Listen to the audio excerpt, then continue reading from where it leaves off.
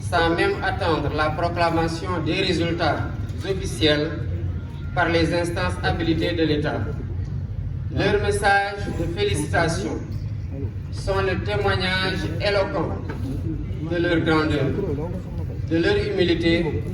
de leur attachement aux valeurs républicaines et aux principes démocratiques. Je salue la posture du président Macky Sall, dont la vigilance et l'engagement ont permis de garantir un scrutin libre, démocratique et transparent, assurant ainsi un résultat reconnu par tous les protagonistes. Tout en regrettant les peines et les souffrances vécues ces dernières années, les vies brisées ainsi que celles qui ont été perdues, je voudrais reconnaître et saluer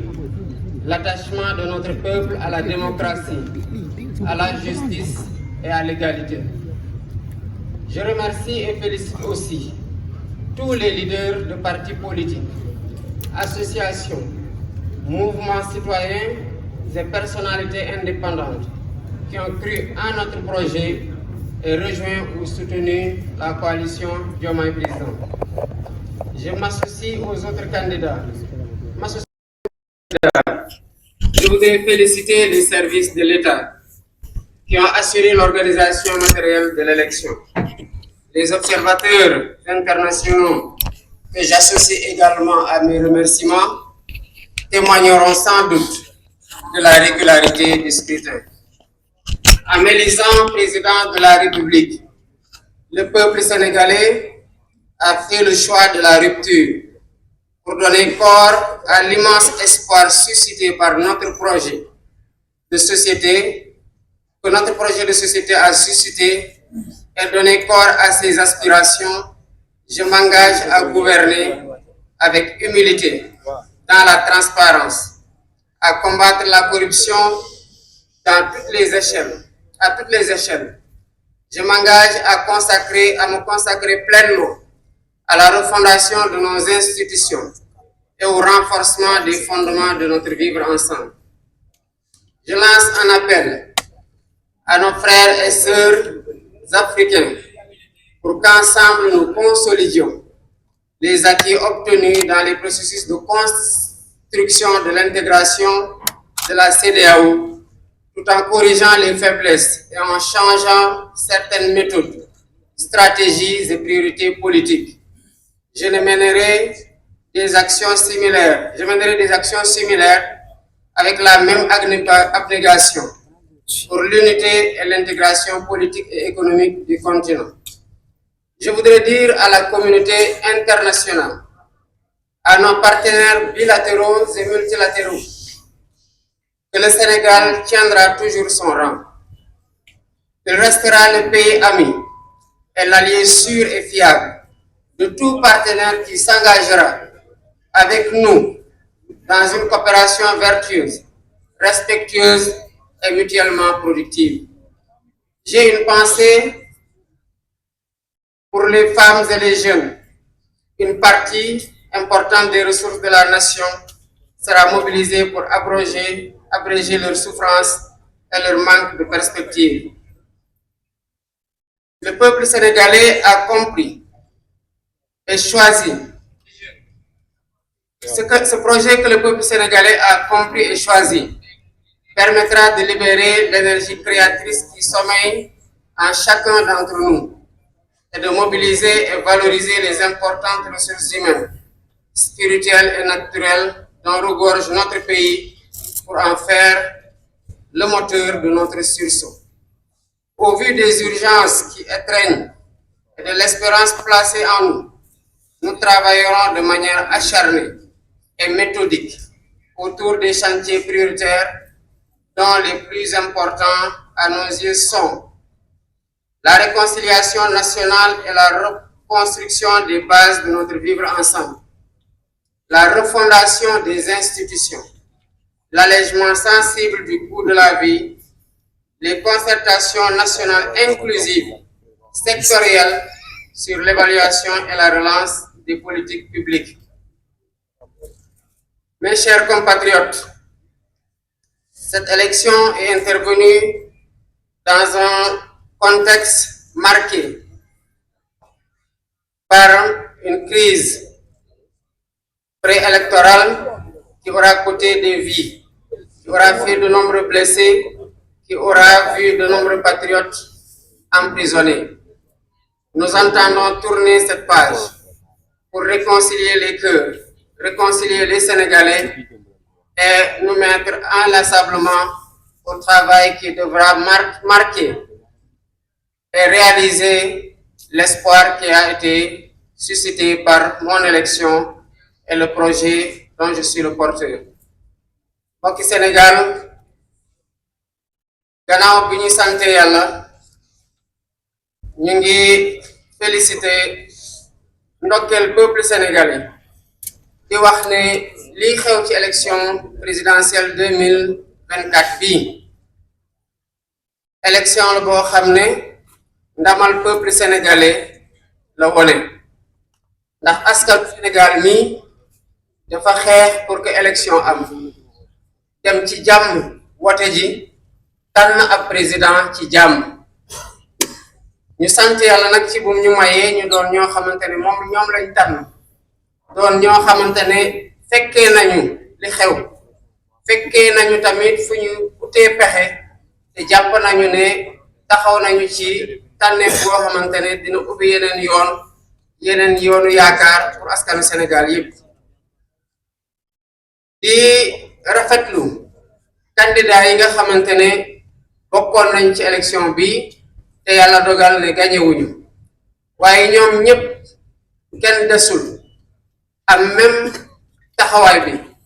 maanaam ñii wooma ñii bind ma message ñii wax ko publiquement pour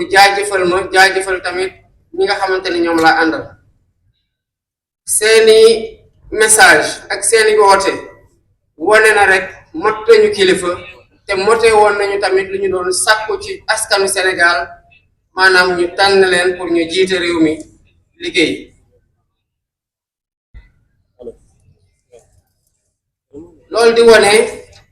que Sénégal benn xeetu askan la boo xamante ne askan gu màgg la askan gu xam lu mu bëgg la askanu bañkat la waaye tamit askan la boo xam ne jàmm rek a ko soxal di rafetlu tamit taxawaayu président de la République Macky Sall ndax ci fan yi ñu weesu taxawaayam moo waral ñu am élection bi mel ni bi ñu am te gannaaw bi résultat bi génnee amul kenn koo xamante ne diingat na résultat bu ñu am di naqarlu nag ñi nga xamante ne laata ñuy egg ci élection li fi jot a xew tax na mu am ñi ci am ay gaañu-gaañu am ñoo xamante ne ñàkk nañ ci seen bakkan am ñoo xamante ne ñu bari dem nañu kaso ñu di leen fàttaliku di leen ñaanal di leen masaw ñoom ak seen njaboot te di leen dig ne yu mel noonu Sénégal incha allah dootu fi amati di wax ne rek askanu Sénégal ak lu ñu mënti wax mën nañu ko seedal ne ñu fonk seen bopp la ñu xam fu ñu bëgg a jëm la ñu bëgg ay nit yu baax lañu te ñu bañ mooteel la ak injustice may félicité jaajëfal di ndokkeel ñi nga xamante ne ay leaderu parti politique lañu wala ay leaderu association wala ay leaderu mouvement citoyen wala sax ñu doon ay kilifa yoo xamante ne féetewuñu fenn waaye jàppale nañu wala ñu woote pour ñu jàppale ñu woteel candidat Bassirou Diomaye Faye bu ñu am ndam lu ñu am di bokk tamit ak yeneen candidat yi nga xamante ne nangu nañu résultat bi di ndokkeel kuréelu nguuru Sénégal yépp nga xamante ne ñoo am taxawaay gi war pour ñu am élection bu tax biñ ca génnee résultat biñ ci am kenn diingatul ne résultat bu ñu nangu la ndax élection bi jaar na yoon te di leen di jaajëfal bu baax a baax ñu gëm na nag ñi nga xamante ne jóge woon nañ bitim réew wala ñu nekk sax ay doomu réew mi doon saytu élection bi pour xool ba xam ndax jaar na yoon dinañ taxawee même seede gi nga xamante ne moom laa doon def nii bu ma Sénégalais yi falee nag ma doon seen président tànn nañu doxalin goo xamante ne wuute nag li fi nekkoon ndax xëy na bu ñu bëggoon lu fi nekkoon dañuy falaat rek ñi xamante ne ñoo bëggoon a wéyal li fi nekkoon muy donc tànneefu rupture pour wane pour yaakaar gi nga xamante ne suñu candidature jur na ko suñu élection suñu projet de société bi nga xamante ne leader yi ñu àndal yépp jàpp nañ ci jur nañu ko ñu mën ko fësal fas yéene ko doxal nag ak dal ak yoonal ak jub ak jubal ak jubanti waaye tamit ak jox cër gu mat askanu Sénégal yépp ndax gannaaw ñoom lii mënul woon am tànneef bi seeni tànneef la jëmakaay bi ñoom ñoo koy wone te bu soobee yàlla dinañ ci ànd ak doomu Sénégal yépp loolu nag mënta am tànk taxawuñu ci xeex ger ba pare jël lépp loo xamante ne mën nañ ko ci suñu kattan suñu xam-xam ànd teg Sénégal yi bëgg a bokk ñun ñëpp ak liggéey bi pour tabaxaat Sénégal goo xam ne kuréel yi ngànk bànqaasu réew mi muy institution yi dañ leen di dooleel ba bu ci ne taxawaay gi war di doxal li nga xamante ne moom mooy si cër nara taxaw tamit tem pour lii nga xamante ne moom la ñu am te mooy suñu alal bu gën a fort muy jàmm ji am Sénégal mbokkoo gi am Sénégal dinañ am taxawaay gu mat sëkk dox ci suñu kéemtalaay kattan ànd ci Sénégal yépp pour jubalewaat Sénégal yi tappewaat xol yi ndax bu ko defee féewaloo bi mën fee dañ ñu mën a jublu ci liggéey bi nga xamante ne moom lañ ñu xaare ndax yónnee nañ ndaw askanu Sénégal yónnee ndaw waaye yàkkamte na lool ndax sonn nañ lool ci lu ñu nekk ma di woo rek suñu mbokku Afrique di leen wax ne li nga xamante ne liggéey nañu ko ci booloo ku mu nekk ci biir CEDEAO wala ci biir yeneen ensemble yu mel ni noonu taxawaay gi ci président yi ma jiit njëkk a ñëw Sénégal taxawaay gu mel noonu wala bu ko raw lañ fas yéene am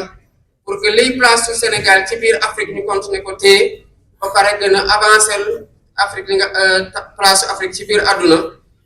fexe tamit ba africain yi li nga xamante ne bëgg nañ ko ci Afrique mën a am taxawaay boobu mën a am melokaan boobu ñii nga xamante ne Sénégal yàgg naa jëflante ak ñoom ñu di leen woowee les partenaires bilatéraux wala multilatéraux ñu ngi leen di wax ne Sénégal du dañ di doon dëkk bu mu mës a doon maanaam dëkk boo xam ne ak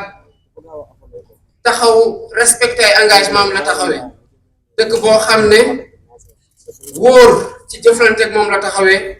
dëkk boo xamante ne fas yéene lëkkaloo bépp dëkk boo xamante ne taxaw nga ci respecté coopération boo xamante ne Sénégal di ciy gis boppam ñoom di gis seen bopp mu doon coopération jëflante boo xamante ne dañoo respecté ci suñu aada ci suñu cosaan ak ci suñu jëmukaay te tamit doon coopération boo xamante ne ku ci ne da ciy gis boppam lii nga xamante ne mooy lu ñu am te bokk ko muy alalu askan wi lépp lu ci war pour ñu sàmm ko pour ku ci ne foo nekk li ñëpp bokk nga mën ci jot taxawaay boobu dinañ ko am ànd ceeg Sénégal yépp yi nga xamante ne ñu ngi biir réew wala ñu ngi bitim réew waaye am nañoo yéene seen xam-xam ak seen alal ak seen jot ak seen doole ñu dugal ko ci liy doxal Sénégal loolu nag ku ko wax ne am na jàmp yoo xamante ne war nañ ko jël en charge maanaam war nañ ko jël liggéey ko ci lu gaaw a gaaw muy boolewaat Sénégalais yi tabaxaat li nga xamante ne ci lañ doon sukkandiku pour que Sénégal doon lu mu doonoon maanaam doon benn réew moo xamante ne benn bopp la te kenn mësu koo mën a xar ñaar te féewaloo gi fi commencé woon juddu ñu fexe ba tabaxaat lépp boolewaat ñëpp pour ñu mën a juboo gi mën a tax ñu jublu ci liggéey bu koy suxal li nga xamante ne tamit mooy bànqaasu réew mi mooy institution yi gis nañu ne laaj nañu ñu taxawaatal leen gën leen a dëgëral taxawaatal leen ba benn bu ci noor boppam ba benn bu ci ne li ñuy xaar ci yow nga mën ko doxal bu mu mat sëkk muy refondation institution fi ñu jaar yépp tamit donte yaakaar juddu na foo jaar neewoon nañu la ne Sénégal nit ñi sonn nañu dund gi cher na lañu lay wax kon lépp li nga xamante ne war nañu cee taxaw ba Sénégalais yi gën a dund gi gën a oyof ci Sénégalais yi faju bi gën a yomb ci Sénégalais yi njàng mi gën a yomb ci Sénégalais yi dinañ ko taxawee ba mu mat sëkk te mu doon loo xamante ne ci suñu priorité lay bokk waxtaan tamit dinañ ko jëmal waxtaan ak Sénégalais yépp ñi ñu bokkal nara bokkal nguur gi ak ñi bokk ci kujje gi nguur gi di doxal te jox cër gu mat sëkk kujje gi waxtaan ak ñoo xamante tamit bokkuñu ci langue politique waaye ay sénégalais lañ à part entière am seen kàddu gu ñu war a fësal ci liy doxal réew mi am seen loxo gu ci war a dugal seen xam-xam maanaam li tubaab di waxee ay concertation yoo xamante ne secteur yëpp la nar a boole pour ñu tabax jëmukaay goo xamante ne ñun ñëpp a fay jublu bàyyi lépp luy xuroo bàyyi lépp luy xiiroo lépp luy ŋaayoo mayante cër te dox jëm ci objectif boobu mooy objectifu relance politique publique yi ak économie lii moo nekkoon li nga xamante ne gannaaw bi ma jaajëfalee ñëpp ñi nga xamante ne liggéey nañu liggéey bu mucc ayib pour élection bii ñu am ko taxawaat tamit ci point bi nga xamante ne moom laa bëggoon a mujjee pour nit ñi jàpp ko bu baax tamit mooy biir coalition Diomaye président ay doomu Sénégal ñoo ci nekk ñi nekk ci beneen boor bi tamit di kujje gi ay doomu Sénégal ñoo ca nekk ku ci nekk jàpp nañ ci yàqin ne liy defar Sénégal moo la tax nga taxaw loolu nag dinañ ci ànd ak ñëpp waxtaan ceeg ñëpp di dalal xelu ñëpp ne lii nga xamante ne ñu ngi koy doxal naa ci ànd ak ñëpp ñu bokk ci kujje gi ñu bokk ci parti politique ñu bokkul ak parti politique bi pour ñu waxtaanee li nga xamante ne ñun ñoo ko moom ñoo ko bokk te mënuñu ko séddoo muy Sénégal di jaajëfal nag ñi ñu àndaloon ci élection bi muy ñi yore woon les leaders